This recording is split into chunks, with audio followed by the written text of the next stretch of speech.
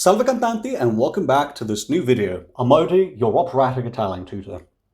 In this video we're going to be analysing a gorgeous piece. It's absolutely gorgeous, it's emblematic, it's one of the two most famous pieces from the opera. It's Cherubino's Voi che sapete. Really fun and not easy. Neither from a musical point of view, but it's definitely not easy from an interpretative point of view either, because there's a lot of contrasts here. You need to be able to show them. But before we get started, if you're interested in working with the material directly, if you're interested in working on Le nozze di Figaro, I've dedicated an entire volume 1 of the Repertoire Series, which this video is a part of. I have written this volume and I've analysed the most important pieces, both from a linguistic and musical point of view. I give you translations, both literal and idiomatic, and I also help you pronounce everything properly, correctly. And I also give you a lot of little tidbits here and there which might be useful. So if you're interested, check it out. I'll leave the link down below. Now, let us begin. But before, of course, we begin, let us listen as we always do. Remember, analysing things in an abstract way is no good if you have no musical reference, if you can't hear, if you've never listened to the piece before. So I always encourage you to listen to anything before you start. Not because you're going to learn the notes just by listening to them and not by reading. That's not what I'm saying here. But you need to have a feel of how the piece goes. That's very important. So let us, oh, come on. Sorry. Okay. There we go.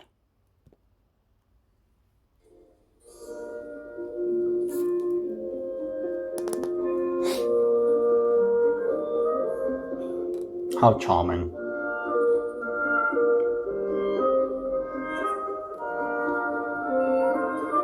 Pum, pum.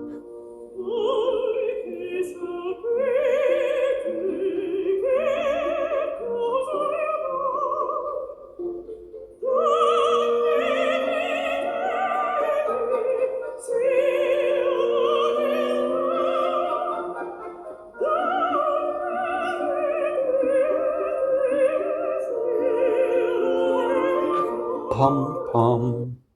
Wonderful. So, sorry. Okay. The accompaniment is absolutely gorgeous, and so is the vocal line as well. Let's see what is going on here. Starting from there. Voi che sapete che cosa è amor. You who know what love is. Literally, what thing is love? Donne, women, Susanna and Countess. Vedete, se l'ho nel cor. See, tell me, do I have it in my heart? Do I possess such a thing? And then, donne vedete, se l'ho nel cor. Pam, pam. Then, quel ch'io provo, vi ridirò. What I feel, I shall tell you once again. È per me nuovo, capir non so. This is an interesting admission here. I shall tell you what I feel. It is something new for me. È per me nuovo, nuovo, new. Capir, understand it. I know not. Why? Cherubino is young. He's probably just a very hormonal teenager, essentially, right? Sento un affetto pien di desir. I feel a feeling full of desire. Che ora è diletto, which now is pleasure, delight, now is torture. This che ora e che ora we have twice, which is at once pleasure and torture. So this feeling of love I feel is both delightful and awful. Contrast 1. Contrast 2. Gelo, I freeze, e poi sento l'alma vampar. I freeze, yet then I feel my soul set ablaze, fire. Contrast 2. E in un momento torno a gelar, and then, and but a brief moment, I freeze again. Ricerco un bene fuori di me. I search for this good, this beautiful thing, which is outside of me. Non so chi il tiene, non so cos'è. I don't know who possesses it or what it is. Sospiro e gemo senza voler. I sigh and gemere in this case, gemere means to moan, yes. But here it's not moan in the sense of complain, but it's not sexual either, but it's it's this, right? Senza voler, I do this without wanting to do so. Palpito e tremo, I tremble senza saper, without knowing.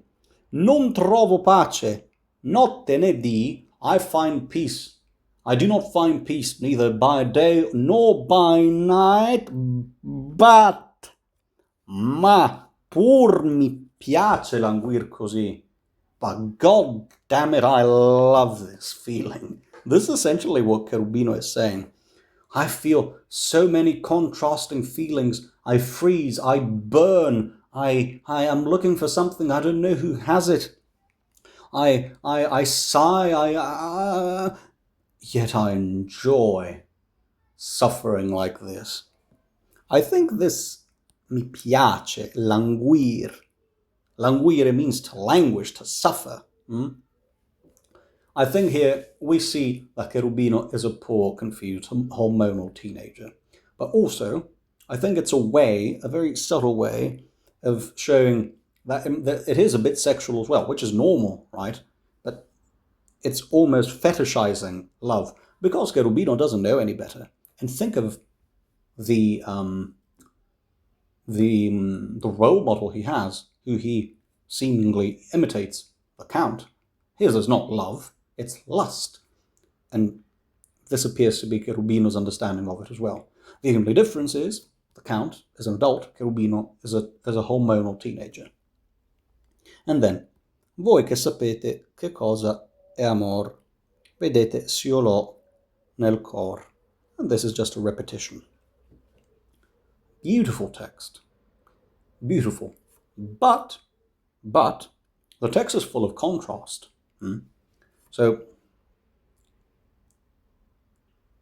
words which mean one thing and the words which mean the exact opposite, you should show that there's a massive difference.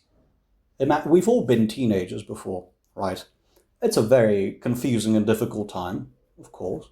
We're trying to learn our bodies, understand this new feeling of raw attraction to the opposite sex, and it's a fascinating time for Cherubino. And here, essentially, he feels free to express these feelings to Susanna and the Countess. And I think he's being very honest, but he's also enjoying the spectacle a bit as well. So these little tiny nuances that you should show. Also because, why do I say this?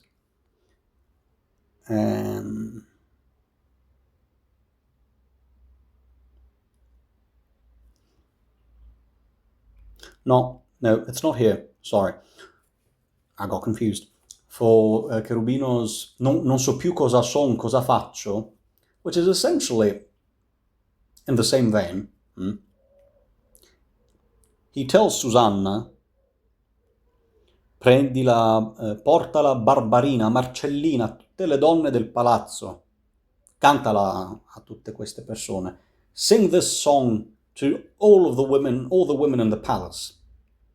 In a way, women to Cherubino, they don't make much of a difference. Right now, he's in love with Susanna. The next, he's in love with the Countess, then Barbarina, then Marcellina of all people, who is a rather old woman. Cherubino is just confused and lost. And that's fine, right? This is what this text shows. So this should be incredibly graceful, elegant, with a sense of almost bizarre self-fascination, and this strange feeling of, I don't know what the hell is going on. I feel terrible, but I love it. It's a bizarre feeling. And in a way, this might be a bit me overanalyzing things. In a way, we can see a bit of Don Giovanni in Cherubino. Cherubino is still innocent, but if this desire is not bridled, it turns into Don Giovanni. In any case, this is the text, a beautiful text, beautiful music as well. I repeat, you should highlight the contrast between these polar extremes, the polar opposites, I'm sorry, and do so. If you're interested in working with this material more closely, or any operatic text in general, check out my links down below. I offer one-to-one opera Italian coaching, and we work exactly on what you need, or your needs are specifically. Check it out. Have a wonderful one, and I'll be seeing you in the next video.